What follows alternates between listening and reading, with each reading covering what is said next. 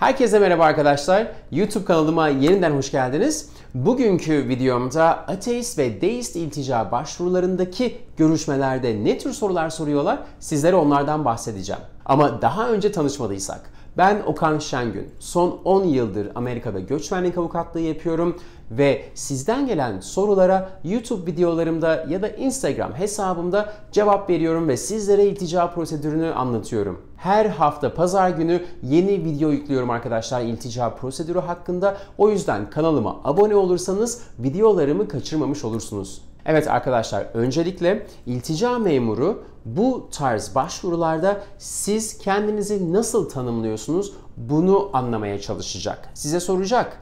Dini görüşünüz var mı? Varsa nedir? Yoksa nasıl tanımlıyorsunuz kendinizi? Agnostik mi? Ateist mi? Deist mi? Bu şekilde sorular gelecek. Kendinizi tanımladıktan sonra size büyük ihtimalle ne zaman böyle hissetmeye başladınız ya da görüşleriniz, din hakkındaki görüşleriniz ne zaman değişmeye başladı diye soracak. Sizi dini sorgulamaya ne itti? Türkiye'de çoğunlukla çocuk yaşlarda zorla Kur'an kursuna gönderilme ya da zorla ibadet etme şeklinde zorlamalar yapılıyor hep ve bu tarz durumlar tabii ki bizleri olumsuz yönde etkilemiş olabiliyor ve çocuk yaşlardan itibaren işte yaşadığınız bu tür olaylar eğer sizi etkilediyse bunları lütfen iltica görüşmesinde belirtin. Dini görüşe dayalı iltica başvurularında aile yapısı çok önemli arkadaşlar. Eğer aileniz aşırı İslamcıysa ya da aşırı dinciyse bunu mutlaka belirtin. Eğer siz açık bir şekilde ateist olarak veya açık bir şekilde deist olarak yaşadığınızda aileden birisinden zarar görmekten korkuyorsanız işte bunu mutlaka belirtin iltica görüşmenizde. Zaten iltica memuru size soracak size kim zarar verebilir diye. İşte o kısımda da bunu belirtebilirsiniz ya da kendiniz de söyleyebilirsiniz. Ailenizde eğer silahı olan kişiler varsa bunu da mutlaka belirtin. Arkadaşlar bu videoyu beğenmeyi unutmayın lütfen ki buna benzer videolar daha sıklıkla çekeyim. Evet arkadaşlar, şimdi Türkiye'de özellikle Ramazan aylarında Müslüman olmayan kişiler çok fazla sorun yaşıyorlar. Eğer siz Ramazan ayında yemek yediğiniz için ya da su içtiğiniz için, sigara içtiğiniz için sorun yaşamışsanız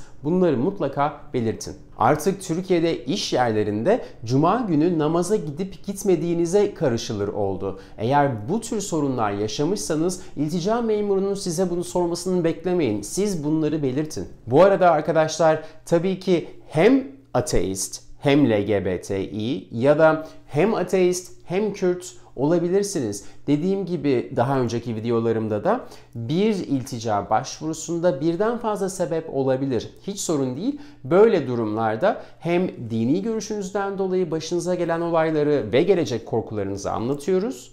Hem de LGBTİ kimliğinizden dolayı örneğin veya Kürt kimliğinizden dolayı başınıza gelecek olayları anlatıyoruz. Erkekler için eğer askerde yaşadığınız kötü olaylar varsa bunları da mutlaka ekleyin. Hem yazılı ifadenize hem de sözlü ifadenize. Her iltica başvurusunda olduğu gibi ateist ve deist iltica başvurularında da iltica memuru sizin başınıza gelen kötü olayı iltica başvurunuza bağlamak isteyecek.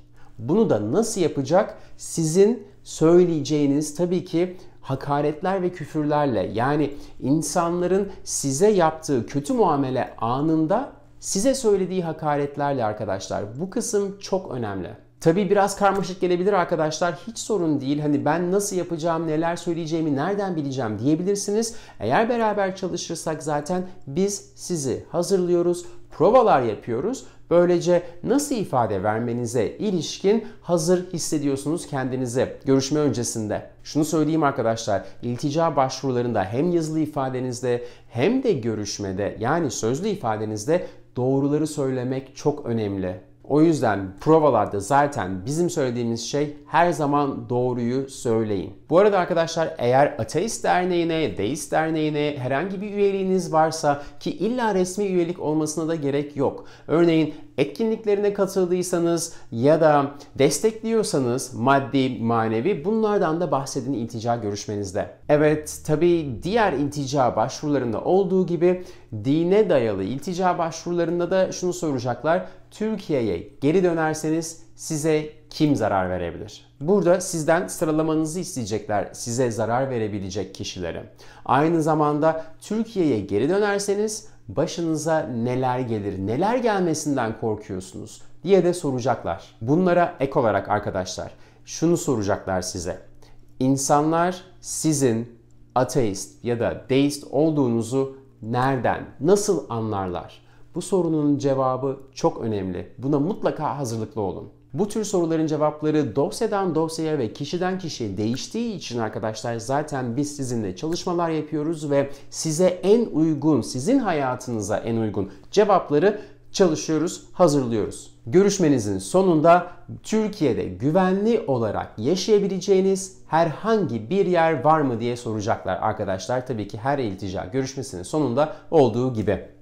Ayrıca en son soru hep bu oluyor arkadaşlar. Eklemek istediğiniz herhangi bir şey var mı? Burada ne eklemek istiyorsanız onu söyleyebilirsiniz tabii ki. Amerika'daki hayatınızdan bahsedebilirsiniz ya da Türkiye'ye geri dönmekteki korkularınızdan tekrardan bahsedebilirsiniz. Evet arkadaşlar, işte ateist ve deist iltica başvurularındaki görüşmelerde sorulan sorular bu şekilde. Umarım bu videoyu beğenmişsinizdir. Eğer beğendiyseniz lütfen beğen tuşuna basmayı unutmayın. Ayrıca ben her pazar günü sabah saat 10'da yeni videolar yüklüyorum YouTube kanalıma. Eğer zili aktive etmeyi unutmazsanız ben ne zaman video yüklersem siz de anında haberdar olursunuz. Bu videoyu izlediğiniz için çok teşekkür ederim ve başka video önerileriniz varsa yorumlar kısmına yazın lütfen. Çünkü bu videoyu da yazmıştınız. Ben de çektim sizlere. Dediğim gibi umarım beğenirsiniz ve bir sonraki videomda görüşmek üzere. Hoşça kalın arkadaşlar.